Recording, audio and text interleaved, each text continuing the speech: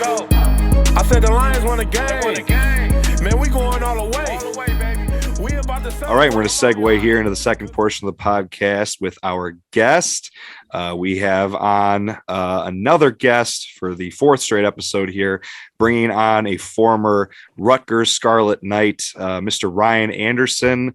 Ryan has had quite the career. I was joking with these guys before we got started. I put out a little preview of this episode and was kind of having trouble getting all the accolades onto the graphic. He has so many between his time at DeWitt, all-state wide receiver, and then he went to Saginaw Valley, was there for a couple of years as a wide receiver, GLIAC champ in one of his 2 seasons while he was there before going to Olivet College, 2-time All-American punter for Olivet, a couple MIAA championships, made a playoff appearance, then grad transferred to Rutgers, who we'll be talking about later in this episode here.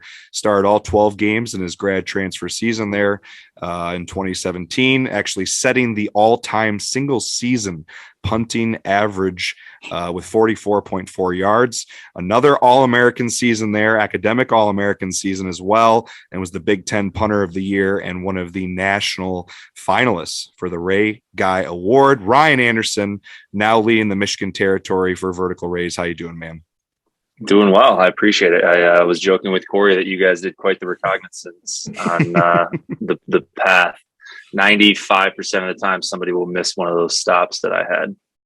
I tried hard to put everything in there that I could, and I ran out of room. I actually had to shorten the font size because I couldn't quite squeeze everything on. I didn't even mention, I failed to mention this, and I apologize just now as I introduced you, but you also spent a few months with the New York Giants, NFL guy as well. So Ryan has had quite the journey, and we're really excited to kind of talk to him about a variety of these things throughout the remainder of the episode here. So thanks for coming on, Ryan. Spend a Tuesday night here with us. Appreciate it. Thanks for having me. So the first thing we kind of want to get into with Ryan, as we've done with all of our guests that we've had on here, especially our football guys, football players, kind of talking about your journey a little bit. Obviously, for all of us, we're all Lansing area, mid-Michigan guys here in the state. You coming from DeWitt. Obviously, a little bit later here, we'll get into the state championship run they had last year and this year, as you being a part of it. But as a 3-sport athlete, I believe you were a football, basketball, and baseball guy, if I'm not mistaken, at DeWitt, under Rob Zimmerman, and quite the program over there. How would you say being a part of that program kind of prepped you for your college career, or any other, thoughts and things you want to share about DeWitt football or the DeWitt athletics? Yeah, I mean, I know you guys are Grand Ledge folk, and DeWitt. I guess they kind of turned into a little bit of a rivalry here, but it's been a little one-sided, though. It just depends. Yeah, no. So, playing football at DeWitt, I mean, it prepares you for college because it's ran like a college program. I guess it's just to put it bluntly. It's not like the most other high school programs, and I guess for that, I'm grateful for Rob Zimmerman because it was seamless transitioning from, high school to college. Not seamless in the fact that I'm playing with 100 superstars from their high school, but seamless in the fact of how practices are run and things like that. Yeah, I mean, DeWitt athletics as a whole is awesome, just like Grand Ledge. I'll shout out Grand Ledge. I'm a big fan. So, yeah, I mean, it was a great time playing football there. Basketball was fun. Baseball was fun. I played baseball for 2 years, and as you guys know, as some college athletes, football kind of starts to take over a little bit, and I had to give one up, and baseball drew the short straw on that one. So I gave up baseball. Something before we get into kind of your college trajectory here, being a 3-sport athlete, and now you work obviously pretty hand in hand with high school athletes and high school coaches, athletic programs, teams. Do you have any comments on this kind of national phenomena going on right now where kids are kind of being, I don't like to use the word brainwashed, but I kind of think they are, them and their parents, into believing that they shouldn't be multi-sport athletes in high school anymore, that they should be specializing year round. I mean, someone like yourself who played 3 different varsity sports, had a lot of success in high school, and then obviously after high school, what are your thoughts on this currently? And then, as someone who was a 3-sport athlete, do you think that helped you pretty greatly in your career as an athlete, testing the waters in more than one sport? Oh, for sure. I mean, I think brainwashed is a great way to put it. I mean, the pinnacle of my success came from the fact that I was a multi-sport athlete and I wasn't pigeonholed into being kind of a one-trick pony. I mean, for parents in society today and kids to be brainwashed thinking that, it's kind of a false narrative, because a lot of college coaches, I'd say 95% of college coaches, want these kids to play more than one sport. I guess some circumstances can change that. You don't need to play 4 or 5 sports all through high school, which is, virtually impossible now. But playing multi-sports, if you've done it your whole life and then you stop simply because you think you need to specialize, I think that's wrong. There's a lot of things that baseball and basketball taught me that carried into my college and professional football career. And every scout I talked to, every team I've been with, all had mentioned what I did in high school and how I played basketball and how I was, all state for hoops and not just for football. So, and that's even 5-6 years after I was done playing basketball, it still helped me. So I think if you play multiple sports, keep going. There does come a time that sometimes, you have to look out for your time a little bit more. Yep. But that doesn't mean that you need to cut down to one. And, I think playing multiple sports helps in more ways than one. Now, getting into your college career a little bit, Saginaw Valley, your first stop, 2013, 2014 seasons, I believe, because if I remember correctly, you transferred after the fall semester in 2014 to Olivet. So you were a scholarship guy and actually as a wide receiver. So you played 2 seasons there, redshirted, and didn't go into my knowledge. And, you tell me, I don't think you did anything with punting at Saginaw Valley, which obviously punting became your niche going forward from there. But you want to kind of talk to us about how that became your first destination? Why Saginaw Valley? Why football? If you were a 3-sport athlete, eventually, I'm assuming sometime during your senior year, you're like, yeah, it's football. That's what I'm going to do. Yeah, I got to give you credit again. The fact that you just hit all the nails on the head there. I've been on probably 100 to 200 podcasts, interviews in my last 10 years, and not one person knew that I didn't punt at Saginaw. Actually, most of the time, people. Okay, I'm going to soundbite this. We're going to share it. Get it out there. We are the best pod. It's impressive. It's impressive. Well, I mean, even people closest to me in my life had no idea that I didn't punt at Saginaw. But yes, I was a little, I guess, college mutt, if you will. I transferred twice, been all over. Went D2 to D3 to D1. And I went to Saginaw originally on a receiver scholarship. I guess playing at DeWitt, we don't punt much. In fact, I think I punted maybe 20 times in 4 years. It was probably how many times I punted. However, I was always a better punter than receiver. But again, nobody knew me as a punter. I could have walked on to some Division I's as a punter out of high school, but I truthfully thought I'd be bored just punting. And then I guess now look at me. So I went to Saginaw as a receiver. And the plan was to play basketball there as well. Didn't happen. And then my freshman year, I was punting in practice. And my sophomore year, that was my job. Pulled my quad. I was only out for 4 or 5 days. And I don't need to badmouth any coaching staff. It's not what I'll ever do, but just saw differences of opinion. And hence my decision to leave immediately following the fall semester of my sophomore year. And so, plus it was Saginaw Valley, so fuck those guys. Hey, real quick, Ryan. Vince could probably tell you what you ate for dinner last night. If there's a fact, we'll find it. Yeah, no, I couldn't tell me what I could eat for dinner last night. Don't fart on the podcast. You'll definitely know what you ate for dinner last night. Taste it to the mic. Yeah. I can't remember what my wife asked me to do with our kids this morning, but I can find some football trivia online. So that's where my college English major comes in handy. All the research I did for 4 years on papers that I apparently don't really need anymore. But anyway, hey, we all got to have our talents. Yeah, we'll get back to Ryan here. Obviously, then going over to Olivet College, we're going to talk to you about the current state of transfer in just a moment, because I do want to get into that, but I would kind of like to detail your career trajectory a little bit more here. So why Olivet? We've talked a few times on our podcast. Kind of our goal with this podcast is to uplift and empower and give a platform for all levels of football in the state of Michigan. The MIAA does not get a ton of appreciation on a national level. They are kind of suffocated by the Big Ten, the Mid-American Conference, the MAC. We got 2 D2 conferences now with the GLIAC and the GMAC. So the MIAA tends to get a lot of the leftovers. So do you mind kind of detailing why that was the next stop? What about Olivet drew you there? And I know you also played basketball there. So I don't know if you were going to bring that up, but I thought that was kind of interesting that you did end up being a 2-sport athlete at your next stop.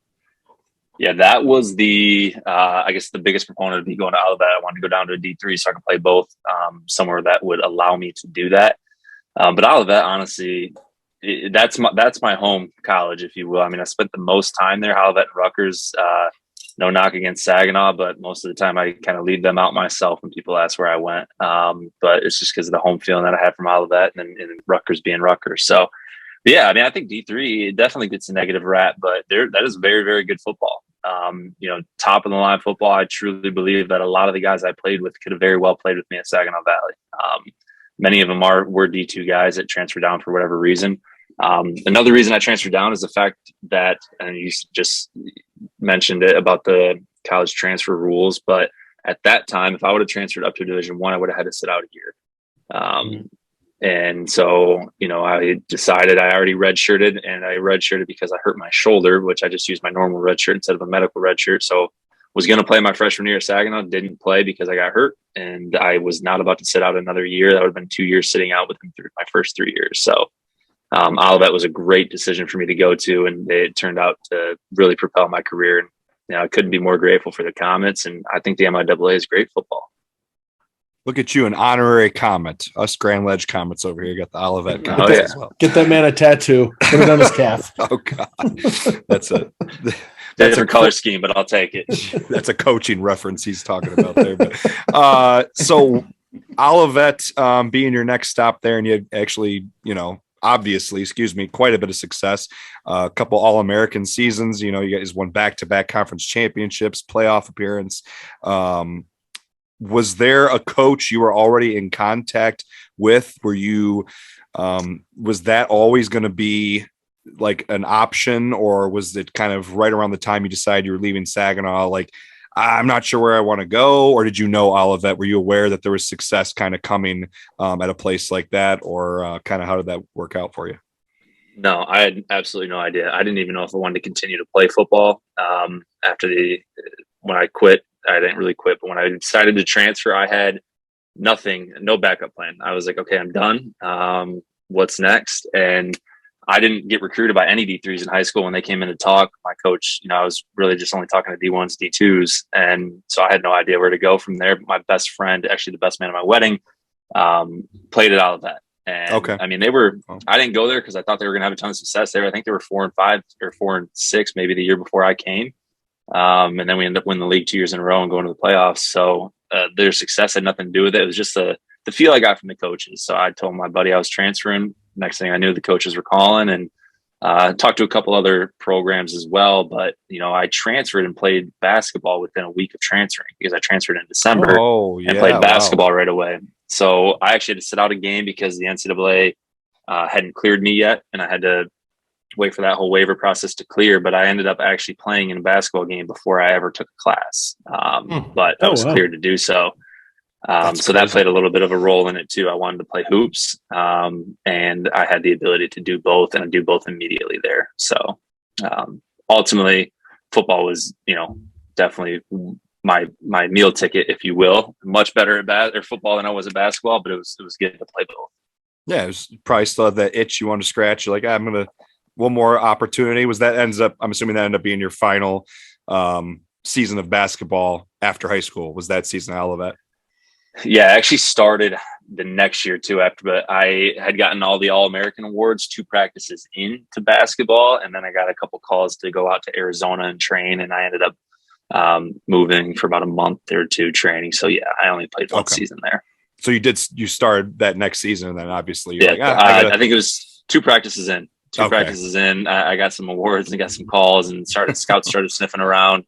And had to make at that point it was a business decision. I always wanted to play football. Every little kid dreams of playing pro football or pro basketball if you're an athlete, but you hit that point of realization about, I don't know, 8th grade, 9th grade, or whenever you come to that realization.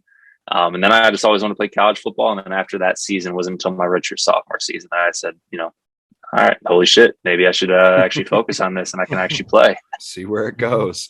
And you actually, another fun fact I'm going to pull out here. You had over 100 yards receiving at Olivet College. You played some wide receiver, I believe, in your second season there, right? Not the first season, but the second season.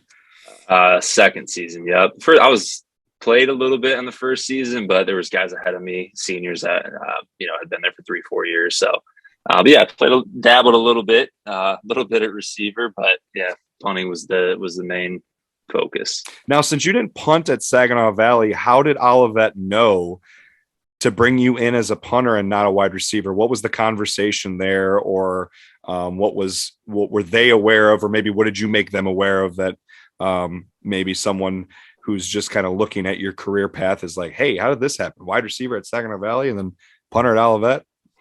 They didn't bring me in as a punter. They didn't know I punted until the first day of spring ball. I, in that case, punted the ball, and our punter that we had didn't come back to practice the next day. So I punted after that. Wow. You scared him away? I don't know that I scared him away. I think he was ready to be done anyway. Oh, gotcha. But punters are weird. You're the first normal punter I've ever met. Every other punter I know has done a lot of drugs and just kicked the football a long way. I don't know. I know some cool punters. The kickers are a little bit weird. Listen, I'm gonna say punters are always athletes that can just punt a ball. I can't always say the same about kickers. And this is coming from a fellow specialist, so any other kicker out there can't get offended by me saying that, because I also have kicked as well. But you weren't a career punter. You were also a wide receiver. So there's a little bit of a change.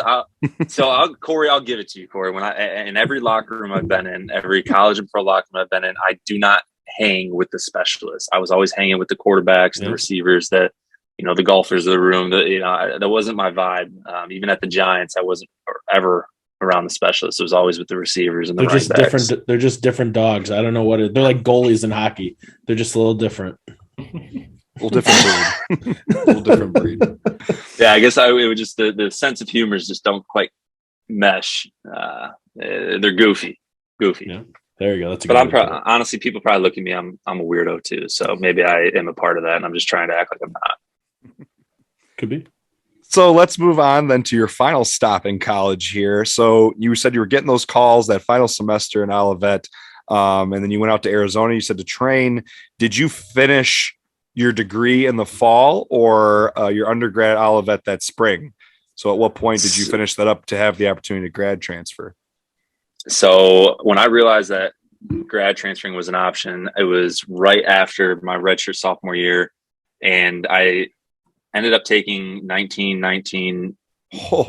20 credits for my last 4 semesters is what I had to do to speed it up. So I did that somehow while maintaining a 4.0, and then graduated. And my plan was either to graduate and go try to go pro, or graduate and grad transfer. But it wasn't really until after that season that I decided I wanted to grad transfer. And props to Olivet, because they let me do that because I had another year of eligibility. I very easily could have came back there, but I was done with my degree. And they signed off and really helped me get to the next level. So I think I graduated in the spring. It's got to help them out with recruiting, though. If you like step back and think about Absolutely. it, they can say, we just had this kid. He graduated early. He took the next step and went D1. I think that's a nice selling point for their program. Yeah. I mean, they've done a good job of using that as a selling point for sure. And I can't give them enough credit for allowing me to do that, because they very easily could have put the blockade on that.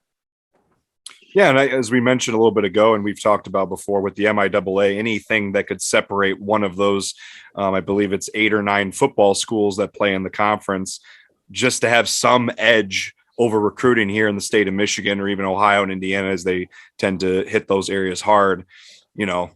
Huge selling point. I mean, I don't blame them. And, obviously if they were courteous enough and, in your path and moving you forward, I'm sure you've embraced it as well. And that's a pretty cool small college story. And I absolutely love that. I think that's great. Oh yeah. Yeah. I definitely, I go back there as much as I can, and they've had me back to speak quite a few times, and I love Olivet. I can't say enough about them. So my plug to anyone listening is give Olivet a shot. If you're a mid-Michigan guy like us, there are 40 minutes south of Lansing. It's a pretty quick drive. Yeah, they're close. It's a one stoplight town, but Big fan. Hey, so They've is got a Grand McDonald's. Ledge, Michigan. So is Grand Ledge, Michigan. There's way more than one stoplight. I was about to Oh, say the Grand Ledge downtown. is- If the downtown, Grand Ledge there's is a one. metropolis compared to Olivet. That's probably Olivet's true. got a gas station and a McDonald's and a Subway. And That's we what got you need.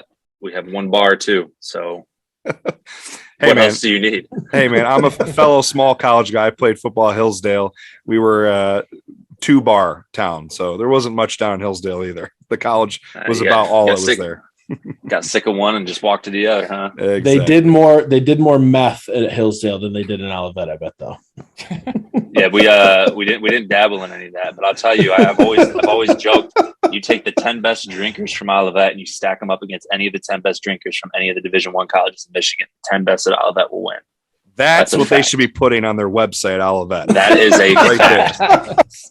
I'm telling you, when I was in college, the 10 best drinkers, probably 9 of the 10 were on the football team. They would by far drink the 10 best drinkers. Were from they all state from or Catholic Michigan. schools too? They were probably all from Catholic schools. No, a lot of them were country boys that could Okay. just pound them back, but they had nothing to do but drink Monday through Monday, every day It's of the week. It's on your Monday through recruiting. Monday. It's on your recruiting questionnaire. It's how many beers is a good night. It's Instead of anything under 20. Instead of 225 bench max, it's can you drop a 30 rack? Okay, deal. You're in. You're in. You're coming to Olivet. I love it. Oh, man. So, moving from there, obviously grad transfer to Rutgers. Why Rutgers? Obviously Big Ten. We're not going to downplay the Power Five, but why Rutgers? Why was that the final stop? What drew you to be a Scarlet Knight? Yeah, so any small private school kid that went to a private college knows that is expensive as all get out. I gave up a scholarship at Saginaw to go down to Olivet and pay for school. And when I was deciding to transfer, when I was my redshirt junior year, when I set the Division III NCAA record, I was the number 2 punter in the country, regardless of division, including all the Division I guys, everybody else. So I, in my mind, said I'm either going to go to the Big Ten or the SEC, or I'm not paying for college and I'm going to go try to go pro. That might not have been the good move, but ended up I went on some visits. I actually went on a visit to University of Delaware was one of them. I was talking a lot to Texas State, a lot to the University of Illinois. I was talking to Michigan State as well. Some other schools, a couple in the SEC, and Rutgers. I went on an official visit there and immediately fell in love with it. The coaches were fantastic. And honestly, the realness of the coaches staff was what made me go there. I mean, because I was a grown man at that point. I've already went through the recruiting process 2 different times. So when I transferred, I was 22, a lot different than recruiting a 17 or 18-year-old kid. So the coaches, were real with me, and they said, look, we're using you just as much as you're using us. We need a punter this year and you need more exposure. I was like, you're right. And they were awesome, man. I mean, they put it on, and, the New York is the biggest media market in the country. So Yeah. we got to play great ball, and I was going to be able to play against Michigan and Ohio State and Penn State and Michigan State, all the teams we all grew up, watching and loving. So it was a no-brainer for me. I committed on the spot when they offered me. And I honestly didn't anticipate it. When word got out, I don't know how I got a hold of them, but they sent a coach all the way to Olivet in February. Not February, in December, and watched me work out in 6 inches of snow and like 5-degree weather. And it was the worst workout I've ever had. I punted horrible. I was like, yeah, there goes that one. Let's go on to the next one. But there's something to coach, and he said kind of how I carried myself. And he's calling him a punting guru, I guess, but he said the way the ball came off my foot, he said nobody would have punted well in that weather, which I agree with. But then they brought me up on an official. So did you, obviously going in, it sounds like you were aware that you were going to be the guy. They need a punter, so you were going to be their guy right away. And I know it's hard to talk about yourself, but we got to lay it out there. I already said a few of them, but you had quite the list of accolades and success at Rutgers. Did you have any idea going into that season at Rutgers that there was a potential for you to have as a nationally renowned a season at punter as you did? No. Short way to answer that. And actually, I didn't know the job was mine. They told me that they wanted the punter, but they were returning their starter from the year before. They really worded it as, and he was a senior, and he was on full ride. So they really worded it as, they wanted competition. And it was up to me to come take it. They said it wasn't my job, but I had to come earn it. Wow. Which I loved, but it was a huge risk for me. You know, going across the country, not knowing I might have just sat the bench for a year. But it was about a week or so into camp that I took that job, and I never looked back. But no, I mean, honestly, I knew I was going to have a good year because I was prepared, but I didn't know I was going to have the year like I had. It was an awesome year. But you know, props to the teammates that I had, and I built really good relationships. I wish I would have been able to spend more time there, but I can't regret the path that I took just because it got me to where I am right now. So, but no, I mean, I did not think that I was going to be on the national scale like I was when I showed up on Rutgers campus. Were you able to finish your grad program in that 1 year, or did you have to finish it up the following summer? How did that work with the program? Did you do an MBA, right? An MBA? So I did a master's in corporate leadership. Okay. And it was actually a 2 years program. So you're only on full ride for a year. It's basically year to year. So I think, you know, May to May, or June to June, whatever it was. And after that season, I decided, because of all the accolades I got and everything, I wanted to go pro, moved all my classes online. And I actually moved from New Jersey to Arizona to train. That's where my kicking coach was. And I lived there for the first, 3-4 months of 2018, and did my classes online while I was there. And then just trained out in Arizona. So I was really only at Rutgers from May of 2017 until the very last game. I moved 3 days after the last game and went to Arizona. I actually had to fly back from Arizona for the banquet. Wow. You were quite a traveler. It sounds like those final 3 or 4 years of college, going all over the place. Yeah. I mean, nothing compared to the 2019 when I was on the workout circuit for the league. Oh God. Yeah. 13 teams in 17 weeks. So it was every week but 4 weeks I was gone. Yeah, why don't you walk us through that? Well, one last thing I do want to ask Ryan before we get into NFLs, I did want to ask you the one thing that is huge right now in college football. I'm curious, reflecting back on your career in college, maybe if you would do anything differently or how this would affect you differently, and that is the transfer portal. So now, without having to sit out, looking back out of Saginaw Valley, I'm sure you don't have regrets, because Olivet and Rutgers, you had a ton of success, and you, as you've just mentioned, were places that you built a lot of relationships and appreciate everyone you worked with there. But do you think maybe if, not knowing what was to come, if you had the transfer portal, things might have worked out a little differently? Yeah, I can't say that they would have worked out differently for the better, but I can honestly say if I wouldn't have had to sit out a year, I may have went up to Division I to punt right away. May not have been the right call because I got a lot better during my time at Olivet. Yeah, I mean, I can definitely say it probably would have impacted my decision a little bit more, but I'm glad that I didn't have that ability. I'm glad that the rules were what they were then, so that I had the ability to go down to Division III and meet the family I met at Olivet and build all those great relationships and play there. So I'm glad I had that rule back when I played. Now these kids are they're gone every year, and I don't feel like it's allowing them to grow much. A lot of these kids are just quitting when it gets hard. I didn't quit in the middle of the year. I finished the year and I transferred because it wasn't the right fit. A lot of these guys are transferring because they're just not playing right away, and they think that they're going to go get better somewhere else when it's instead just stay and work. But who am I to say that the NCAA rules should be changed? There's a lot of reasons. I do believe coaching changes should allow these kids to transfer right away. A lot of times these kids commit to coaches, not schools, which they should commit to schools, not coaches, because they always leave. Yeah. But if that happens, I feel like that should be a loophole. Let these kids leave and transfer, but they shouldn't just let these kids transfer at the whim of drop of a hat anytime they want. Or they should, like they used to, and just make them sit out a year. I agree. I've always been a big proponent of when the coach leaves, it should be a free, just you can leave. 100%. Yeah, you should be able to leave when a coach leaves. But if you get benched because you did something wrong off the field and nobody really knows about it because they kept it under wraps, and you're just going to leave to go try to play somewhere else and not have to sit out a year, that's not right, because you're taking spots away from high school kids and other kids that are just not getting recruited now because of that. Yeah, and we talked about this last 2 episodes ago. We had Jaleel Canty on, varsity football coach in the Lansing area, and he had a similar situation where he was at Eastern Michigan and could not transfer across division, so he went down and went to Ferris State.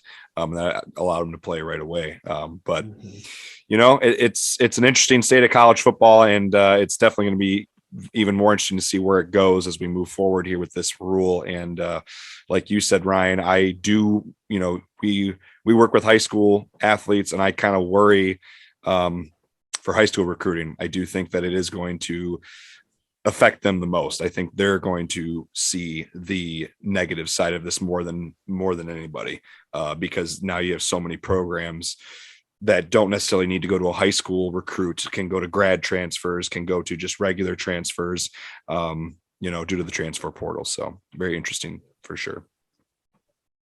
Yeah, it's a conundrum. Like you said, who are we to say? So we're just a bunch of idiots talking football on a Tuesday night here. So yeah. I mean, it is what it is. Well, with that, let's move into the NFL. Talk a little bit about your career here. And I know, I thought last I knew, are you still trying? Is the NFL door completely shut? Or are you still trying to see what happens? No, that NFL door, it's on like a swinging pedestal, but it's still cracked open. So I was with the Bears for 2 weeks this season. It was a quiet year, week 2 and 3. I was with the Bears both weeks, and I thought it was going to be, you know, like a similar to 2019 season, but it's been quiet ever since. But yeah, no, it's definitely still open. And I guess my path was just like just like college, was very crazy in the pros too. In 2018, I was with the Patriots my rookie year. I was with them for 10 days, something like that. Very, very short time. So, you know, that was an experience. I think to be with them first really set me up, just because it's so unique. I mean, because I was there when Tom was still there, and, you know, the way Bill runs things there is just insane.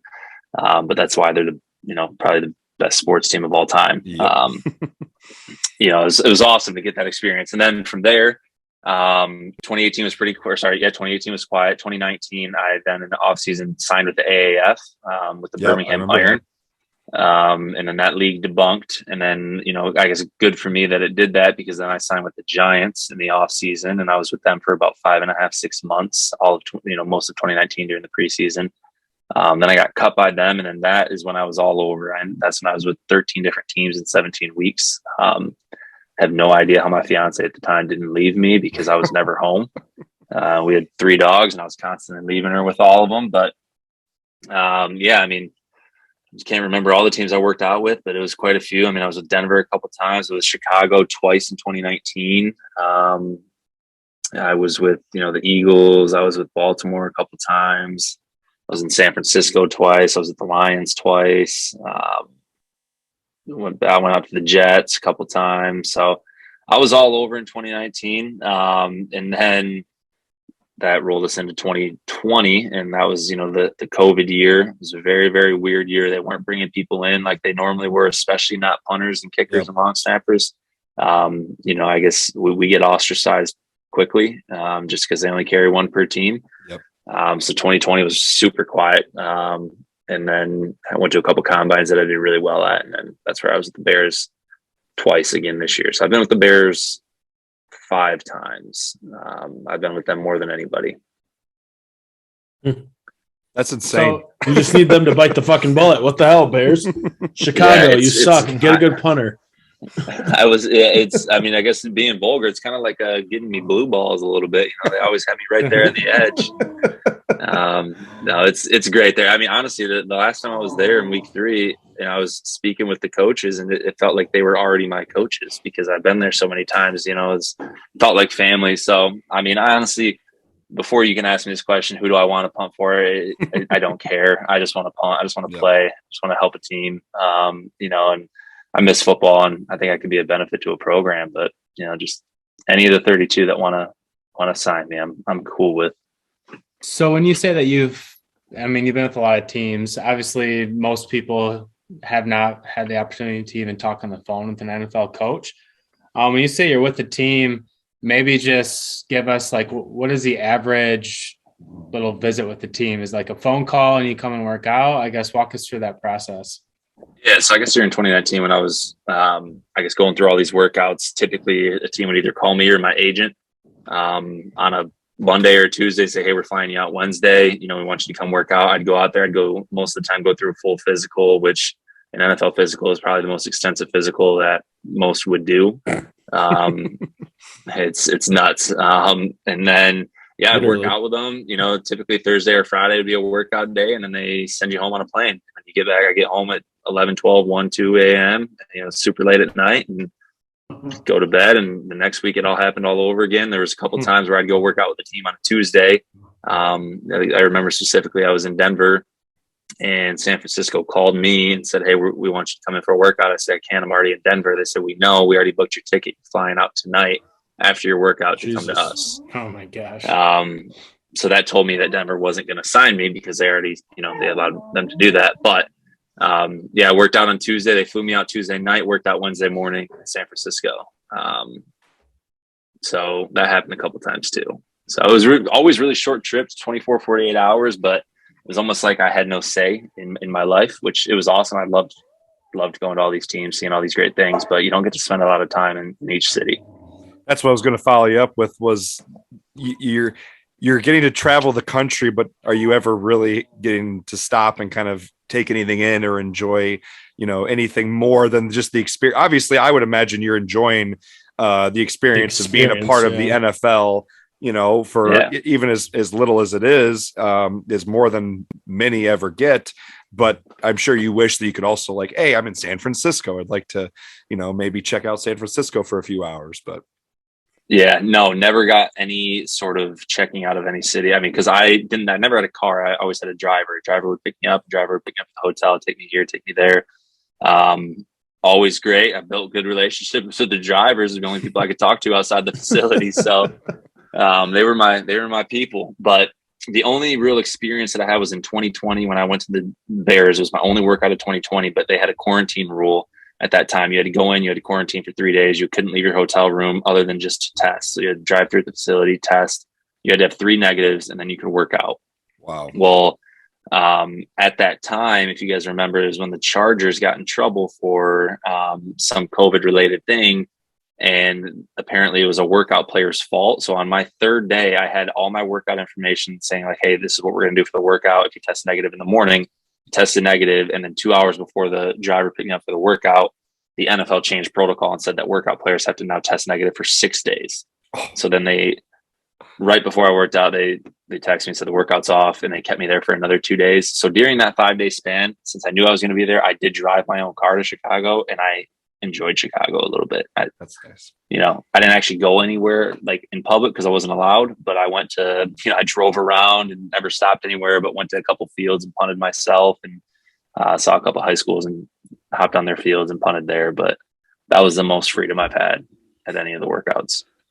Real quick, just to chime in. So these teams bring you in for a workout.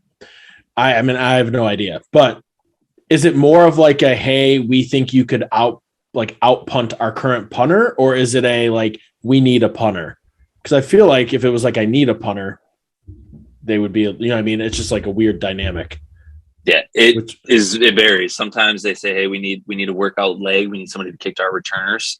Sometimes it's a lot of times. So the NFL plans every little thing, and for punters, they only carry one punter per roster, so they need to know who's the guy they're going to call if their punter breaks his leg in the 3rd quarter.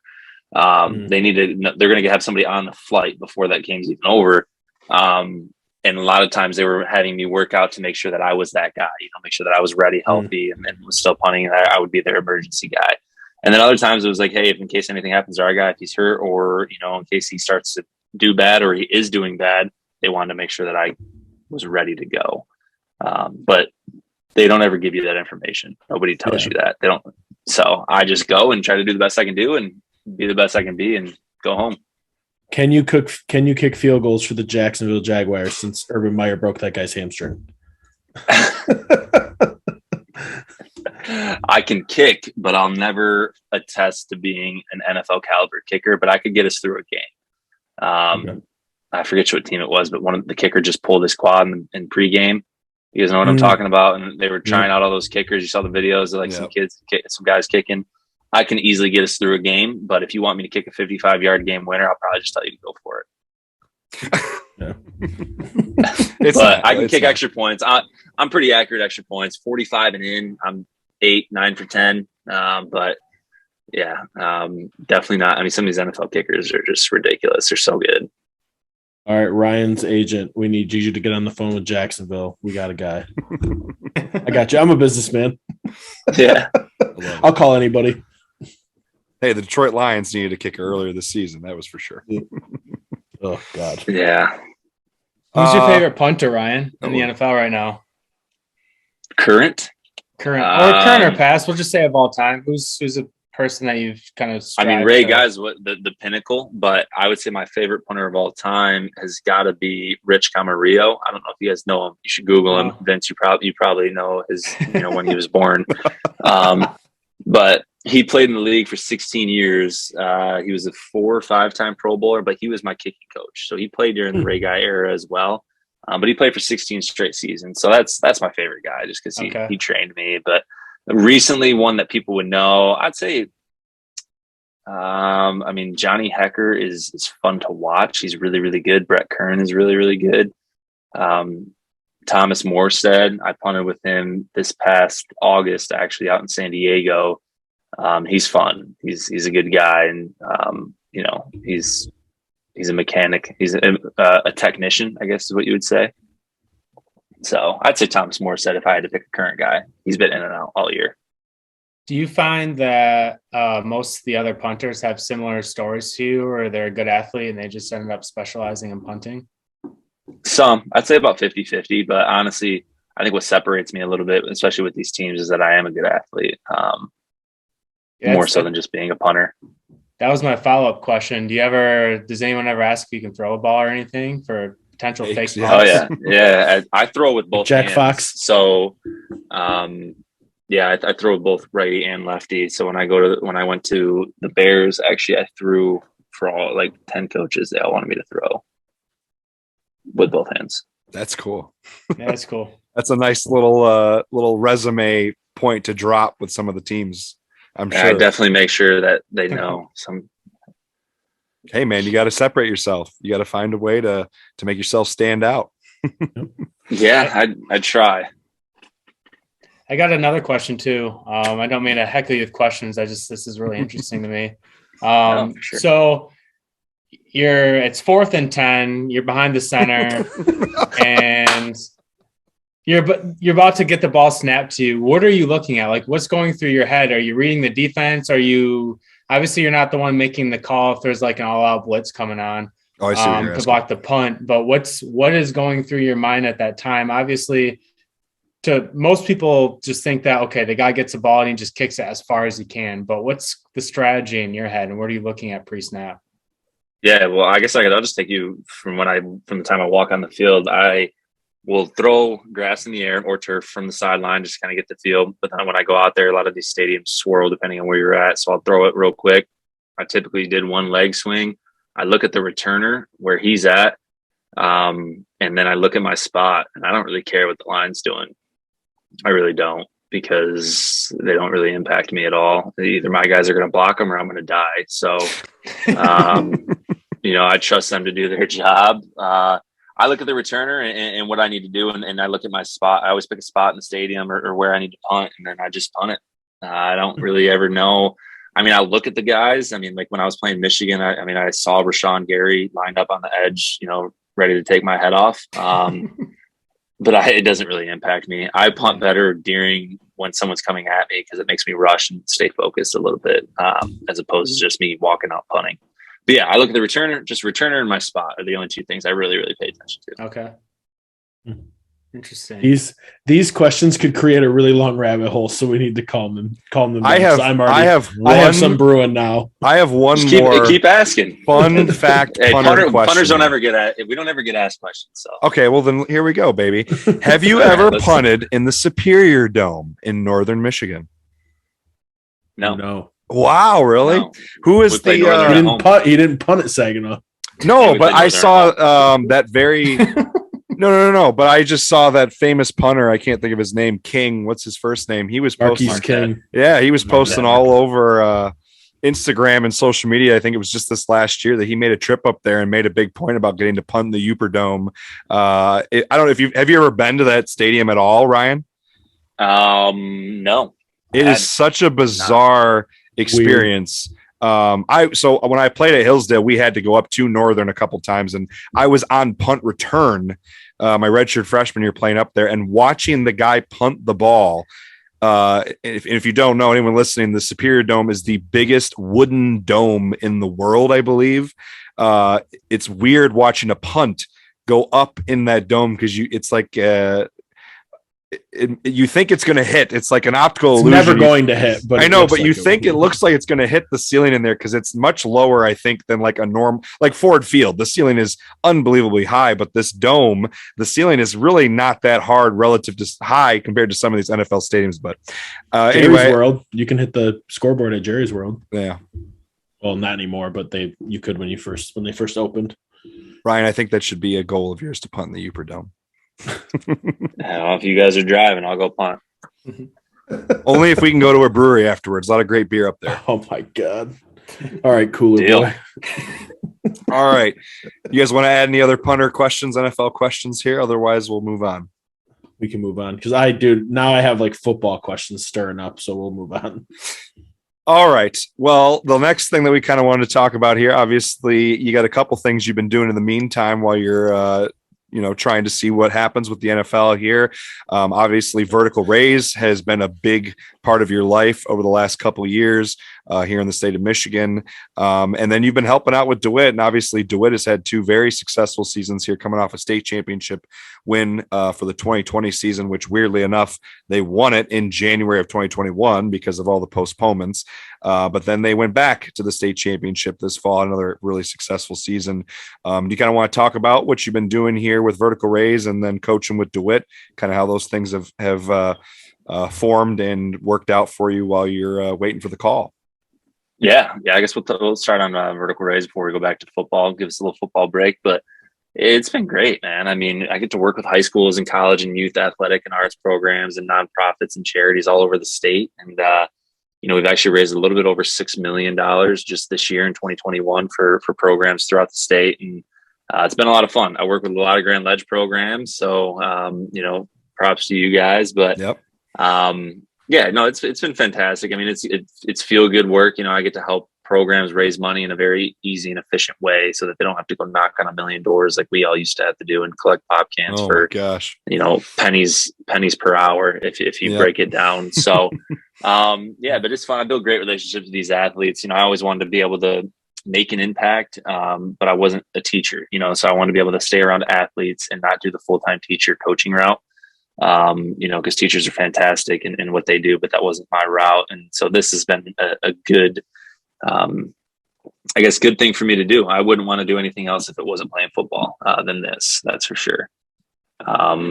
And then, on the DeWitt thing, we were really hoping to be the first team to ever win 2 state championships in the same calendar year. Yeah, geez, Pete.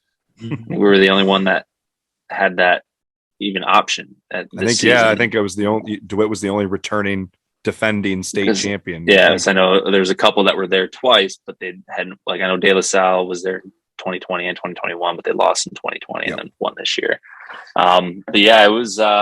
It was a very, very close, hard fought game.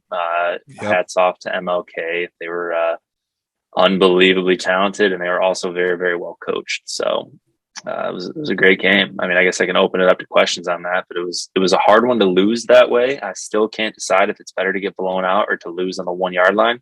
But it was an awesome game. One of the best high school games I've ever been a part of. What's your Definitely role? Get blown out. Yeah, I agree. No, really? No, We'll see. I don't know. Here's my on the 1 yard line, your heart is ripped out. When you get blown out, you at least know it's over. Yeah. I don't know. I would be more on myself in player form because when we lost in the semifinals to Grand Rapids Christian, they won the state title. We lost by about 20. I knew that there was nothing we could do. We just lost. Whereas if we would have lost by 1, I feel like I might have been questioning every single move I made in that game. Yep. I can see that. Would you rather get shot in the head or shot in the stomach and bleed out? Seriously. What? Is that the metaphor you're using here? Yes. I'd rather get shot in the head. I don't want to feel that shit. End it. You're just saying end it. Okay. Yeah. Props to DeWitt and MLK. I mean, that game was unbelievable, and it was so hard fought by our kids. And watching MLK do it. I mean, they were really, really good, and our kids were really, really good too. I mean, I feel like I would love to watch them play 10 times. I mean, it was that good of a football game.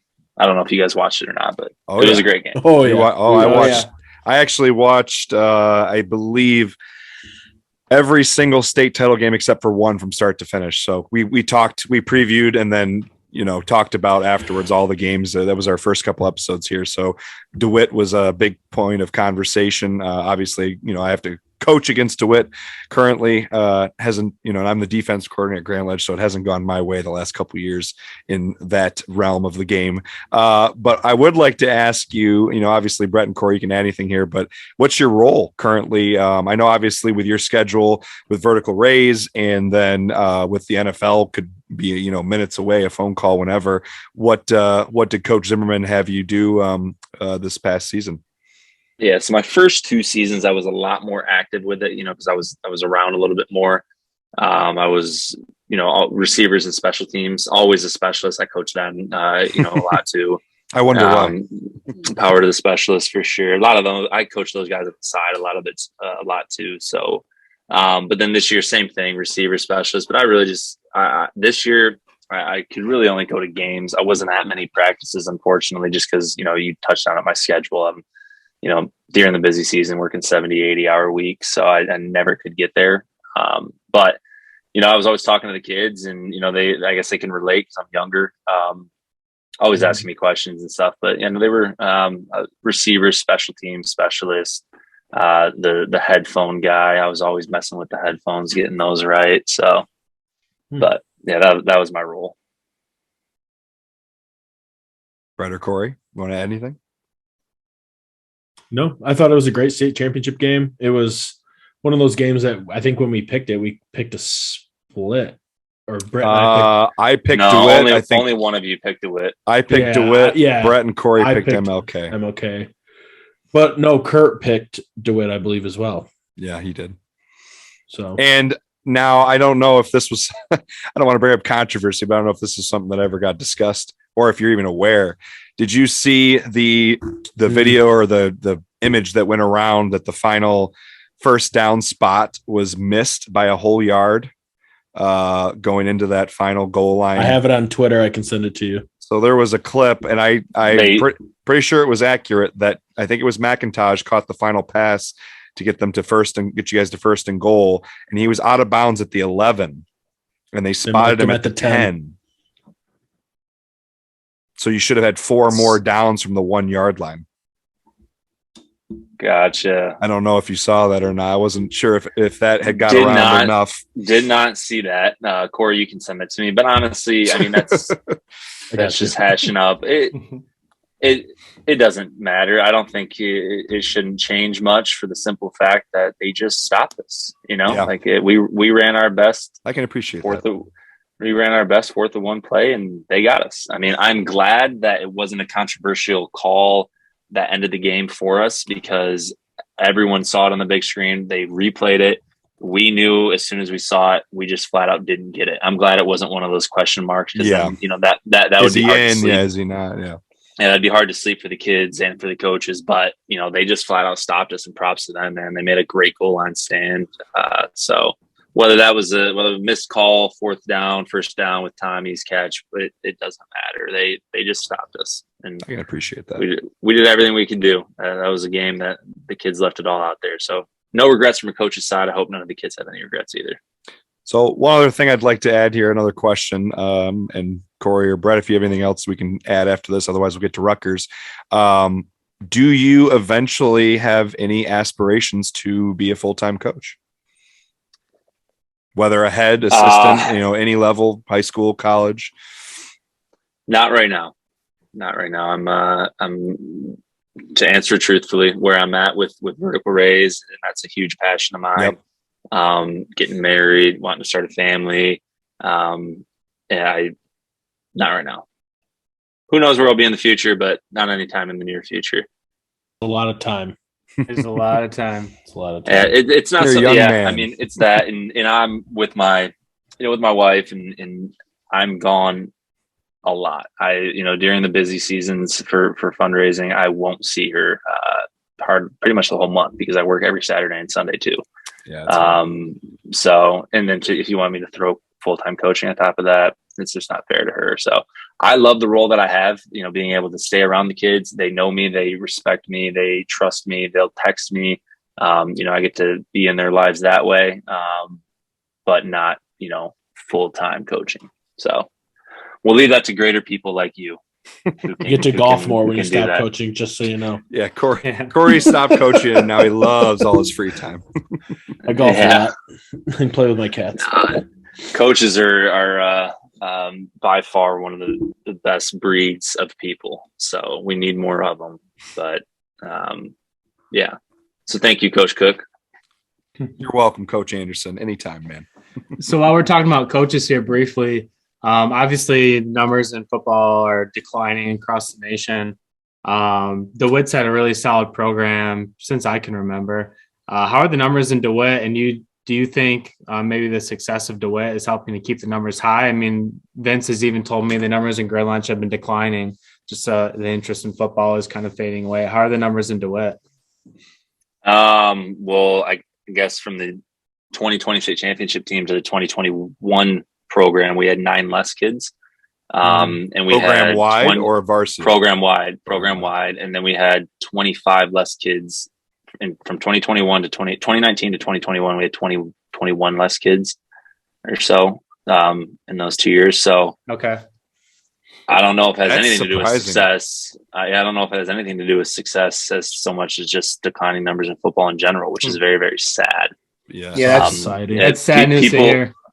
People ask me if I regret playing because of all the injuries I've had and all of that. Like, are you scared? And honestly, we play football knowing what we're getting ourselves into, especially once you get into college. But all the life lessons that I've learned from football, injuries or no injuries, are by far above and beyond more important to me than any injury I sustained. It's just. It's the ultimate team game. I mean, there's other team sports, but it's the ultimate team game that tests you outside of a military standpoint. It tests you as hard as it can. So I don't ever regret playing. People ask me that question once a month, especially if I'm in public a lot. Every time I'm in public, you regret playing? Absolutely not. Never. A wise man once told me the only way you're going to get injured on a football field is if you're trying not to get injured on a football field. You're not paying attention when you're out there playing. There's truth for that. You're never there's zero intention of ever getting injured. You're never not once, even on my biggest hits or my not biggest hits, was I all right, here we go, I'm going to get injured. You have no idea. You're just having fun, throwing your body around. Yep. I'm with you. It is what it is.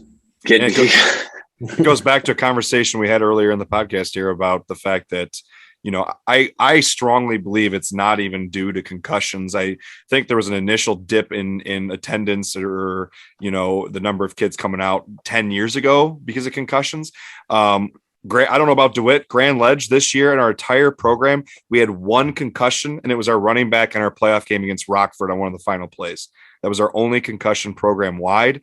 Helmets are far safer than they've ever been. I think I saw an article that came out that said all Michigan high school football players total in the entire state this year, that there was only 2.something% of them, maybe it's a little bit higher than that. It was single digits who had a concussion statewide. Concussions are way down. I am 100% positive the numbers are down because of specialization of sports. Kids and parents don't push kids to do hard sports anymore. And I also strongly believe that there are far more distractions and extracurriculars, if you want to call them that. I lump video games into that category more so than ever before.